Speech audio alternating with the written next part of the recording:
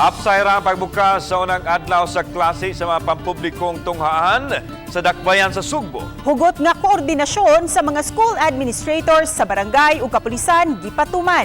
Sayra na tong detalye pinaagi ni ining report.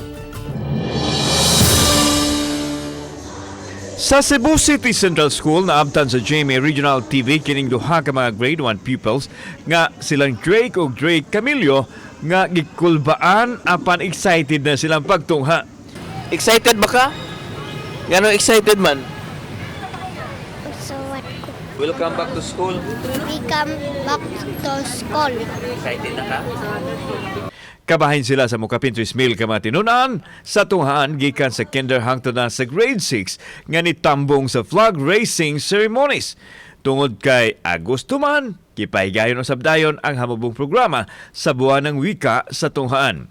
Sa pagsugod na sa klase, usa sa gihatagan o gibugaton sa mga tunghaan ang kining seguridad sa mga tinunan nga kinahanglan nga ang mga ginikanan gyud ang muhatod kuha sa ilang mga anak aron masiguro ang kaluwasan. Sa atong classroom, subaw ta mga problema? So far, kaloy sa Ginoo, wala tama problema sa atong classroom kay suffice ra gyud. Unya whole day ang ato ang mga kabataan gyud. So ano tayo mga shifting of classes? Wala sa pagkakaaron.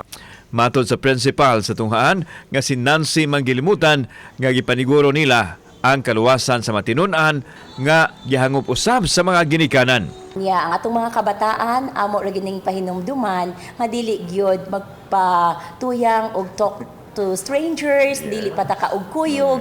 Once sud na sila sa eskwelahan, as much as possible na sila sud sa classroom, whether teachers. Unya, amping gyud always reminders will be given by our teachers. Nganong ikaw maginangunay og katod?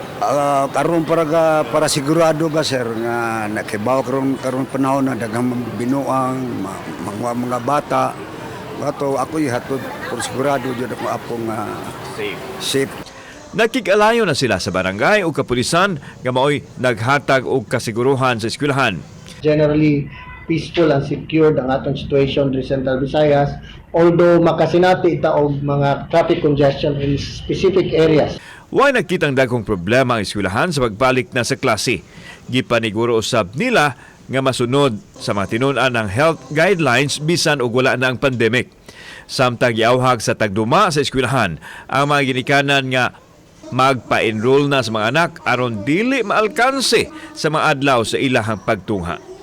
Kauban si Marlon Melgaso ug Rod Prado, ako si Alan Domingo.